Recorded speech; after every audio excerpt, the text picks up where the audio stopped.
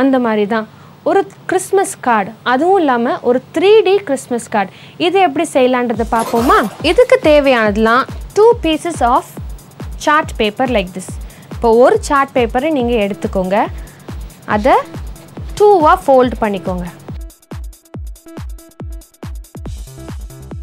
இந்த மேலேருந்து 3 சென்டிமீட்டர்ஸும் கீழேருந்து ஆல்மோஸ்ட் ஒரு 4 சென்டிமீட்டர்ஸ்க்கும் நீங்கள் மெஷர் பண்ணிக்கிட்டு இந்த கீழே இருக்கிற லைனில் ஒரு 14 to 15 சென்டிமீட்டர்ஸ்க்கு நீங்கள் என்ன பண்ணுங்கள், ஒரு லைன் ட்ரா பண்ணுங்கள். ட்ரா பண்ணிவிட்டு இந்த பாயிண்ட்டோட ஜாயின் பண்ணிக்கோங்க.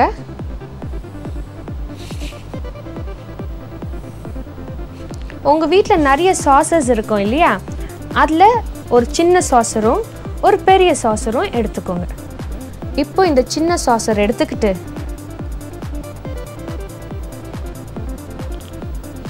ஒரு செமி சர்க்கிள் மாதிரி இந்த ட்ரையாங்கிள்குள்ளால இப்படி போடணும். இதே மாதிரி கொஞ்சம் கொஞ்சம் இடைவெளி விட்டு நீங்கள் என்ன பண்ணுங்கள், இந்த மாதிரி வரைஞ்சிக்கோங்க. இந்த லாஸ்ட்டில் வர செமி சர்க்கிளுக்கு நீங்கள் பெரிய சாசரை யூஸ் பண்ணிக்கலாம். இந்த கடைசியில் வரக்கூடிய அந்த செமி சர்க்கிள் வந்து இந்த ட்ரையாங்கிள் லைனுக்கு அடியில் வந்தாலும் பிரச்சனை கிடையாது. ஸோ இப்படி நீங்கள் பண்ணிட்டீங்க இல்லையா? ஸோ நம்மளுக்கு இப்போது ட்ரீயோடைய அவுட்லைன் கிடச்சிடுச்சு. இப்போ நீங்கள் என்ன பண்ணணும், கீழே ஒரு டேபிள் மேட் மாதிரி ஏதாவது போட்டுக்கலாம், இல்லைனா கீழே ஒரு கார்ட்போர்ட் ஷீட் நீங்கள் வச்சுக்கலாம். சரி, இப்போ நீங்கள் இந்த மாதிரி செமி சர்க்கிள்ஸ் வரைஞ்சாச்சு இல்லையா? இப்போ நீங்கள் என்ன பண்ணலாம், இந்த மாதிரி பென்சில் நைஃப்ஸ் நீங்கள் யூஸ் பண்ணலாம். கொஞ்சம் ஷார்ப்பாக இருக்கும், பார்த்து யூஸ் பண்ணணும்.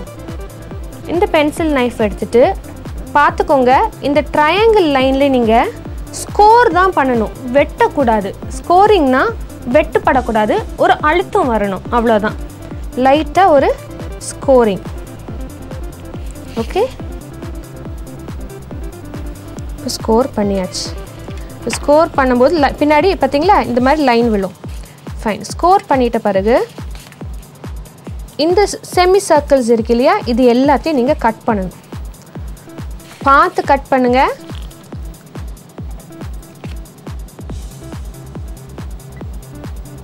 ஸோ ஈச் செமி சர்க்கிள் நீங்கள் ஆழமாக கட் பண்ணிக்கலாம்.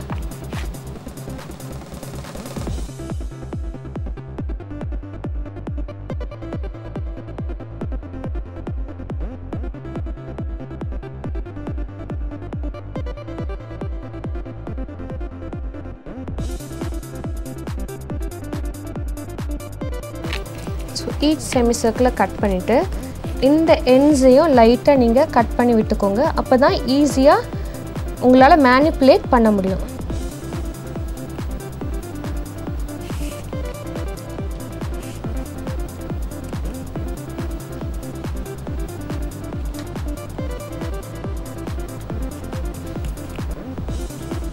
ஸோ இப்போ என்ன பண்ணுங்கள், மடிச்சுட்டு இந்த ஸ்கோரிங் லைன் இருக்குது பார்த்தீங்களா, அந்த லைனுக்கு தகுந்தாப்புல நீங்கள் என்ன பண்ணணும், இதை இப்படி மடிக்கணும். நல்லா அழுத்தி மடிங்க. ஒவ்வொன்றையும் இந்த பேஜ் ஃப்ளாப் மாதிரி நீங்கள் மடிக்கணும். மடிச்சுட்டு இது உங்கள் உள் பக்கம். இப்போ இந்த ஆப்போசிட் சைடு அப்படின்னு பார்த்தீங்கன்னா ஸ்லோலி உங்களுடைய ட்ரீ உடைய ஷேப் 3D ட்ரீ உடைய ஷேப் வர ஆரம்பிச்சிடும். இப்போ என்ன பண்ணுங்கள், இந்த ட்ரையாங்கிளுடைய ஷேப்லேயே இந்த ட்ரீயை நீங்கள் மடிக்கணும். நல்லா அமுத்தி விடுங்க.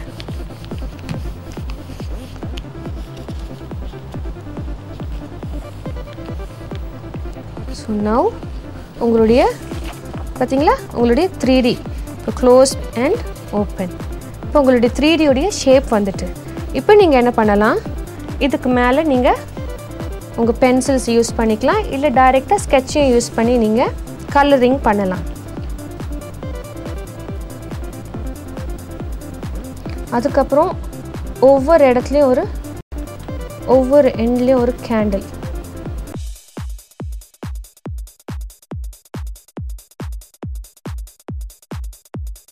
நடுவில் டெக்கரேட்டிவ் ஐட்டம்ஸ் யூஸ் பண்ணிக்கணும்.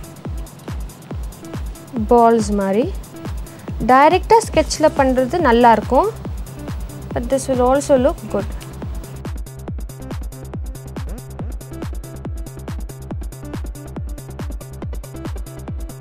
லாஸ்ட்டில் இந்த ட்ரீயோடைய ஸ்டாக் வரைஞ்சிக்கோங்க. தென் ஃப்ளவர் பாட் மாதிரி பாட் வரைஞ்சிக்கோங்க. இந்த சைடில் நீங்கள் கிறிஸ்மஸ் ப்ரெசன்ட்ஸ் கூட வரைஞ்சிக்கலாம். இந்த மாதிரி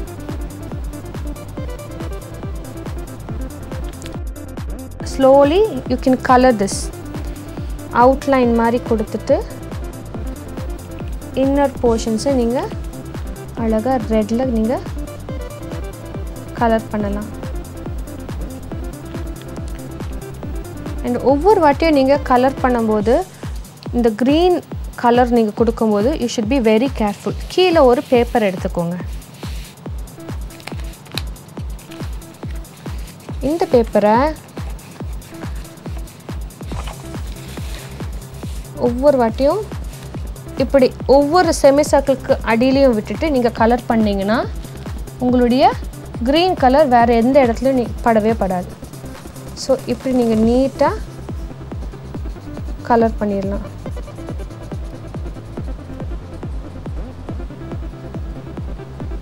ஸோ இப்படி ஒன்று ஒன்றா நீங்கள் கலர் பண்ணி நீங்கள் முடிக்கும்போது இந்த மாதிரி உங்களுக்கு கிடைக்கும். ஸோ ஒவ்வொரு கேண்டில், ஸ்டார், எவ்ரிதிங் ஒவ்வொரு கட்டும் வந்தாச்சு. இப்போ நீங்கள் இதை என்ன பண்ணுங்கள், ஒரு எம்டி ஷீட்டுக்கு மேலே இப்படி வச்சு நீங்கள் ஸ்டிக் பண்ணிக்கோங்க. ஸ்டிக் பண்ணும்போது you will get your 3D card. நீங்கள் அவுட் சைடில் பவுண்ட்ரிஸ் வரைஞ்சிக்கிட்டு இங்கே ஃபுல் அண்ட் ஃபுல் ஏதாவது எழுதிக்கலாம். கிறிஸ்மஸ் விஷஸ் மாதிரி எழுதிக்கலாம். உள்ளேயும் ஃப்ரம் டு எழுதிக்கலாம். ரொம்ப அழகாக இருக்கு இல்லையா? இந்த மாதிரி 3D கிறிஸ்மஸ் கார்ட்ஸ் நீங்கள் வீட்டிலே செஞ்சு கொடுக்கலாம். இயேசு சுவாமி மக்களுக்கு தேவனுடைய ராஜ்யத்தை பற்றி நிறைய சொல்லணும்னு ஆசைப்பட்டார். அப்படி சொல்லும்போது மக்களும் அவங்கள மெய் மறந்து இருந்து கேட்பாங்களாம். ஒரு தடவை இப்படி தான் ஊரை விட்டு வெளியில் மலை அடிவாரத்தில் ரொம்ப நேரம் இயேசு சுவாமி பேசிகிட்டு இருந்தார். எல்லாரும் கேட்டுட்டு இருந்தாங்க. பொழுது சாயிற நேரத்தில் தான் என்ன தெரிஞ்சது, எல்லாரும் பசியாக இருக்கிறது தெரிஞ்சுது. இயேசு சுவாமி அவருடைய சீஷரை கூப்பிட்டு இவங்களுக்கெல்லாம் உணவு கொடுங்க அப்படின்னாராம். எப்படி சாத்தியம், 5000 பேர் இருக்கிறாங்க, நாங்கள் எப்படி கடவுளே நாங்கள் கொடுக்க முடியும் அப்படின்னு இயேசு சாமி நோக்கி சீஷர்கள் கேட்டாங்களாம். இங்கே யாருக்கிட்டையாவது உணவு இருக்கான்னு கேளுங்க அப்படின்னு சொன்னாராம். உடனே சீஷர்களும் போய் கேட்டாங்களாம். எல்லாரும் கை விரிச்சாங்க. என்கிட்ட அப்போ இல்லை, என்கிட்ட உணவு இல்லை அப்படின்னாங்களாம். ஒரு சிறு பையனை தவிர இந்த குட்டி பையனுக்கு அவங்க லஞ்சாக தான் அவங்க அம்மா அவனுக்கு 5 அப்பமோ 2 மீனும் கட்டி கொடுத்துருந்தாங்க. இதை கொண்டுட்டு என்ன பண்ணான், நேராக சீஷர்கள் கிட்ட போனான். சீஷர்களே என்கிட்ட இது இருக்குது அப்படின்னானா. உடனே இயேசு சுவாமி கிட்ட கூட்டிட்டு போனாங்க. இயேசு சுவாமி அன்பா அந்த சின்ன பிள்ளைய பார்த்து சிரிச்சு அவனுடைய லஞ்சை கையில வாங்கிட்டு, எப்பவுமே அவருக்கு ஒரு பழக்கம் பாருங்க, எப்பவுமே ஜெபம் பண்ணிட்டு தான் என்ன பண்ணுவாரு, உணவை உண்ணுவாரு இயேசு சுவாமி. அதை போல இந்த வாட்டியும் வானத்துக்கு கையை நேரா தூக்கி அந்த அப்பத்தை தூக்கி ஜெபம் பண்ணிட்டு கீழே இறக்கி எல்லாருக்கும் கொடுத்தாரு. சின்ன பையனால நம்பவே முடியல. கண்ணை அப்படி கசக்கி பார்த்தான். என்ன ஆச்சரியம் பாருங்க, எல்லாருக்கும் அப்பம் கிடைச்சது. ஒரு சிறு துண்டுன்னு நினைக்கிறீங்களா? இல்ல, 5000 பேரும் சாப்பிட்டு திருப்தி அடைகிற அளவுக்கு அப்பம் கிடைச்சுதான், மீனும் கிடைச்சுதான். எவ்வளோ பெரிய அதிசயம் பார்த்தீங்களா, எவ்வளோ பெரிய ஆச்சரியம் பார்த்தீங்களா? இந்த பையன் அவன்கிட்ட இருந்ததை கொடுத்தாரு, ஆனா அதை கடவுள் எவ்வளோ அற்புதமா அதை மாத்தினார் இல்லையா? நம்மளும் எப்பவுமே மற்றவங்களுக்கு உதவுறது முக்கியமா நம்ம கருதணும்.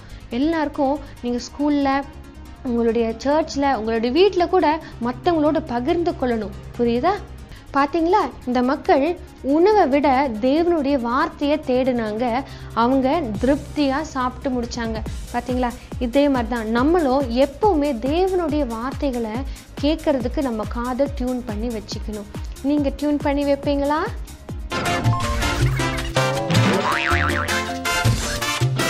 ஒரு குட்டி ஸ்டோரி சொல்கிறேன்.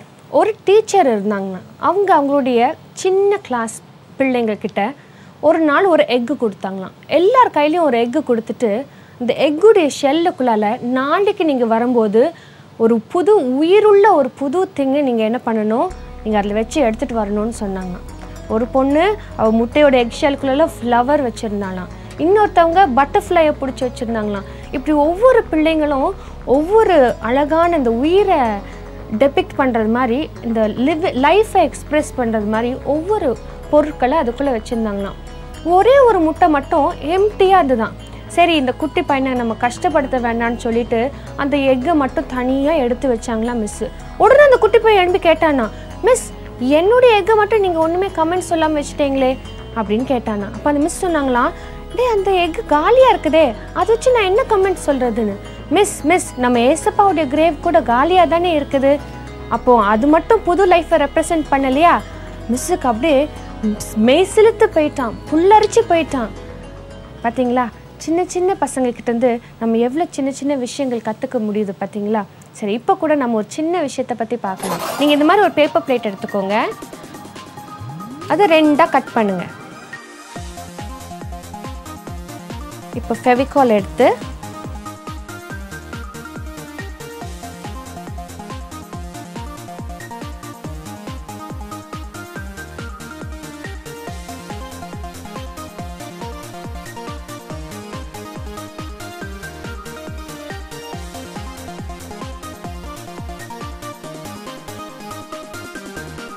So green and pink colour நம்ம இப்போ அடிச்சிட்டோம் இல்லையா? இப்போ now you can use black colored seeds inside.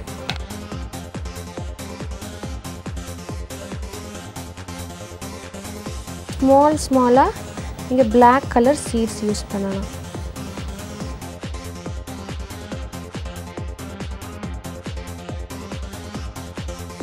லாஸ்ட்டில் என்ன பண்ணணும், சாட்டின் ரிப்பன் இருக்குது இல்லையா, அதை 2ஆக கட் பண்ணிக்கோங்க.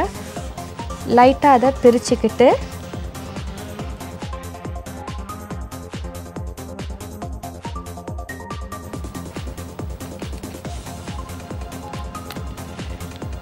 your letter holder is ready. So இதுக்குள்ளே நீங்கள் உங்களுக்கு வர கார்ட்ஸ், உங்களுக்கு வர லெட்டர்ஸ், உங்களுக்கு வர குட்டி குட்டி பிக்சர்ஸ், நீங்கள் புக்ஸ்லேருந்து கட் பண்ணுற பிக்சர்ஸ் எதுனாலும் நீங்கள் இதுக்குள்ளே போட்டு வச்சுக்கலாம். ஈவன் your பென்ஸ் பென்சில்ஸ் கூட இதுக்குள்ளே நீங்கள் போட்டு வச்சுக்கலாம். இதை நீங்கள் நீட்டாக ஒரு ஆணி அடித்து நீங்கள் இப்படி வாலில் கூட தொங்க விட்டுக்கலாம். So there you have your letter holder. இந்த மாதிரி நல்லா இருக்கு இல்லையா? நீங்களும் வீட்டில் செஞ்சு பார்ப்பீங்களா? எல்லாருமே இயேசு சுவாமி கிட்ட கேள்வி கேட்டுக்கிட்டே இருப்பாங்க. அப்போ ஒரு நாள் ஒரு மத போதகர் இயேசு சுவாமி கிட்ட கேள்வி கேட்டாரு. நம்ம தேவனை நேசிக்கணும், அதை போலயே பிறனையும் நேசிக்கணும். நமக்கு பிறன் யாரு? நம்மளுக்கு தெரிஞ்சவங்களா, நம்மளுடைய உறவினர்களா, நம்மளுடைய நண்பர்களா அப்படின்னு கேட்டாராம். இதுக்கு தேவன் ஒரு பதில் சொன்னாராம். அழகா ஒரு கதை மூலியமா பதில் சொன்னாராம்.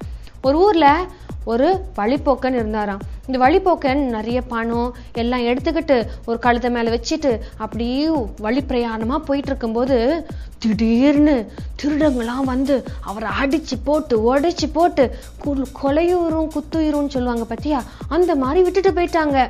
இப்படி கிடக்குறாரு இவர் கீழே. ஐயோ என்னை காப்பாத்துங்களேன்னு. அந்த பக்கமா திடீர்னு என்ன சத்தம் கேட்குது, டபக் டபக் டபக்குன்னு ஃபுட் ஸ்டெப்ஸ் கேட்குது. இந்த ஃபுட் ஸ்டெப்ஸ் சத்தம் கேட்டோன்னா நம்மளை யாரோ காப்பாற்ற போகிறாங்கன்னு நினச்சாரு. ஆனால் வந்த ஃபுட் ஸ்டெப்ஸ் அப்படியே போயிட்டு. யார் வந்தா தெரியுமா? ஒரு ஆசாரியன். அடுத்தது திருப்பியும் என்னாச்சு, ஃபுட் ஸ்டெப்ஸ் கேட்டுச்சு. அப்பா இந்த வாட்டியாவது யாராவது வந்து காப்பாற்றுவாங்க அப்படின்னு பக்கத்தில் வந்து அவர் மூஞ்சில் யாரோ எட்டி பார்க்குற சத்தம் கேட்டுச்சு. ஆனாலும் யாருமே தெரியல. திருப்பியும் அந்த சத்தம் அப்படியே போயிட்டு பார்த்தா யாரு தெரியுமா? அது ஒரு லேவியன். இப்போ 3ஆவதா ஒருத்தர் வந்தாரு. அப்படி கழுத கத்துற சத்தம்லாம் கேட்டுச்சு. யாருக்கு? இந்த கொலையுறும் குத்தியுருமா இருக்கிறவருக்கு. என்னடா அப்படி கழுத சத்தம்லாம் கேட்குது, இப்போவாது யாராவது என்ன காப்பாற்ற மாட்டாங்களான்னு ஏங்கிட்டு இருந்தாரு. ஆனா வந்தது யாரு தெரியுமா? இந்த மனுஷனுடைய, அதாவது இந்த வழிப்போக்கனுடைய எதிரி நாட்டை சேர்ந்த ஒரு ஆளு. அவர் வந்து பார்த்தாரு. ஐயோ அப்படின்னு ஓடி வந்து இந்த மனுஷனை தூக்குனாரு. நல்லா காயத்தை போட்டு கட்டினாரு, எண்ணெய் தண்ணி கொடுத்தாரு, கொஞ்சம் சாப்பிட்றதுக்கு கொடுத்துட்டு அவருடைய கழுதை மேலேயே அவரை ஏற்றிக்கிட்டாரு. அழகா அவரை கூட்டிட்டு கொண்டு போய் ஒரு விடுதியில் விட்டாரு. அந்த விடுதிக்காரன் கையில் பைசாவும் கொடுத்தாரு. இந்த மனுஷன் நல்லா குணமாறது வரைக்கும் இவர் இங்கே வச்சு பார்த்துக்கோ அப்படின்னு சொல்லிட்டு போனாராம். இந்த கதையை சொல்லி முடிச்சுட்டு ஏசப்பா கேட்டாராம், இப்போ அந்த வழிப்போக்கனுக்கு உதவுனது யாரு அப்படின்னு கேட்டாங்களாம். அப்போ சொன்னாங்களாம், மூணாவது அந்த சமாரியன் தான் அப்படின்னு சொன்னாங்களாம். உடனே இயேசுசாமி சொன்னாராம், அந்த சமாரியனுக்கு இவன் யாரு? எதிரி தானே, அதே மாதிரி நீங்களும் உங்க எதிரிகளுக்கு போய் அன்பு காட்டுங்க அப்படின்னு சொன்னாராம். எல்லாரும் ஆச்சரியப்பட்டாங்களாம். பார்த்தீங்களா, இயேசு சுவாமியே சொல்றாரு நம்ம எல்லாரையும் நேசிக்கணும்னு. நீங்களும் அழுக்கு சட்டையும் கஷ்டப்பட்டுட்டு வருகிற உங்க ஸ்கூல்ல இருக்கிற ஃப்ரெண்டையும் நேசிப்பீங்களா?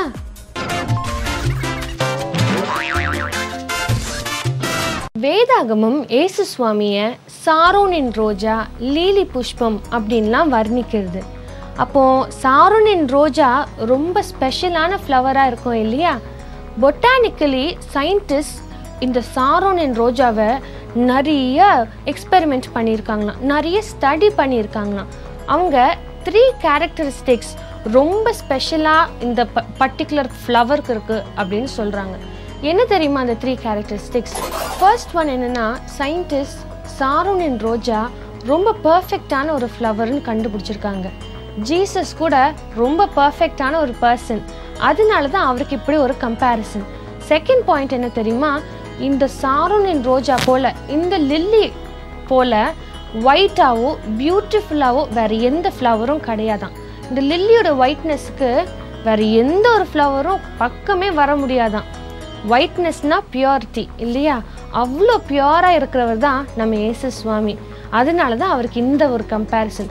மூணாவது என்ன தெரியுமா, இருக்கிறதுலே எல்லா ஃப்ளவர்ஸ்லேயும் பெரிய ஒரு ஸ்டாக் எதுக்குன்னு பார்த்தீங்கன்னா இந்த லில்லி ஃப்ளவருக்கு மட்டும்தானா.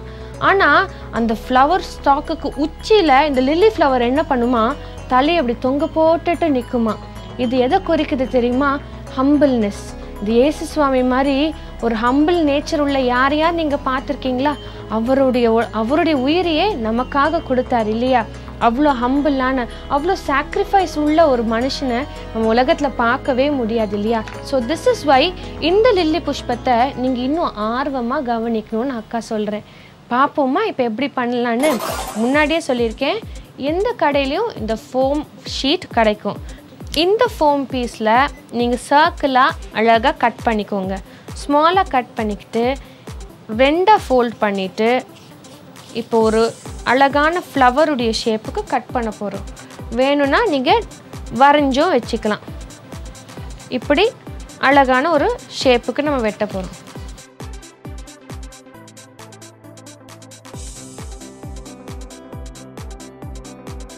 இப்போ ஒரு ஹார்ட் ஷேப் கிடச்சிடுச்சு. இந்த குட்டி டென்ட் இருக்கு இல்லையா, இந்த இடத்துல கொஞ்சமாக கட் பண்ணிக்கோங்க. இப்படி கட் பண்ணிவிட்டு இந்த ஃபோம் பீஸ் நான் சொன்னேன் இல்லையா, இந்த ஃபோம் பீஸில் ஒரு எண்டை இப்படி கட் பண்ணிக்கோங்க. அதை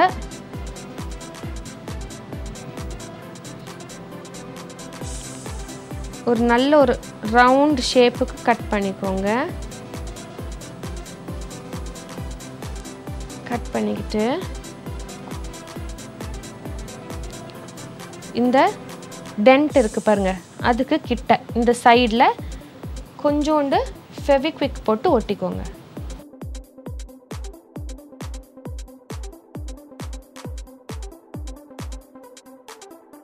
ஒட்டிக்கிட்டு இப்போ இன்னும் அதுக்கு கிட்டவே ஃபெவிக்விக் இன்னும் கொஞ்சம் ஜாஸ்தி போட்டு இந்த சைடை அதோடு சேர்த்து இப்படி பிடிக்கணும். சேர்த்து பிடிச்சிட்டு ஸோ இப்போ ஒரு போட் மாதிரி ஒரு ஷேப் இல்லையா, almost half a boat shape. இந்த எண்டை இப்போ நீங்கள் என்ன பண்ணிக்கலாம், இப்படி அழகாக மடித்து விட்டுக்கலாம். இப்படி விட்டுட்டிங்கன்னா so now you have a லில்லியுடைய ஷேப் வந்து. இதே ஸ்பஞ்சில் ஒரு லாங் தின் பீஸை நீங்கள் கட் பண்ணிக்கோங்க. அதை கட் பண்ணிவிட்டு அதுக்குள்ளால் இந்த மாதிரி ஒரு கோல்டன் வயரை த்ரெட் பண்ணிக்கோங்க. இப்போ என்ன பண்ணுங்கள், இந்த கேப் வழியாக யூஸ்வலாக உங்களுடைய கோல்டன் வயர் லைட்டாக உள்ளே இறங்கும். யூஸ் பண்ணி இந்த கோல்டன் வயர் இந்த ஸ்பஞ்ச் இருக்குது பார்த்தீங்களா, அதுக்குள்ளே போகிறது மாதிரி பண்ணிக்கோங்க. அப்போது உங்கள் ஸ்டாக் ஸ்டேபிளாகவும் இருக்கும், உள்ளே அந்த எல்லோ கலரும் கொஞ்சம் ஸ்டேபிளாக இருக்கும். இப்போ என்ன பண்ணுங்கள், ஒரு எக்ஸ்ட்ரா இது வச்சு எக்ஸ்ட்ரா கோல்டன் வயர் வச்சு இந்த எண்டை நல்லா டைப் பண்ணிக்கோங்க. நல்லா டைட்டாக டைப் பண்ணிக்கோங்க. இப்போ நம்ம அம்ப்ரெல்லா செய்யும்போது செஞ்சது பாருயே, ட்விஸ்ட் பண்ணிவிட்டு இந்த எண்டை நீங்கள் கட் பண்ணிக்கிறீங்கன்னா கட் பண்ணிக்கோங்க. ஸோ இந்த ஸ்பஞ்ச் ட்விஸ்ட் பண்ணது வெளியே வராமல் இருக்கும். So there you have your lily. இந்த லில்லியை ஒரு ஃப்ளவர் வேஸ்லேயோ எதுலையாவது நீங்கள் போட்டு வச்சுக்கலாம். சிம்பிளான ஒரு ஃப்ளவர் வேஸ் அக்கா சொல்லித்தரேன். அதுக்கு தேவையானது இந்த கார்ட்போர்டு தான். இந்த கார்ட்போர்டில் ஒரு குட்டி பீஸை கட் பண்ணிக்கோங்க.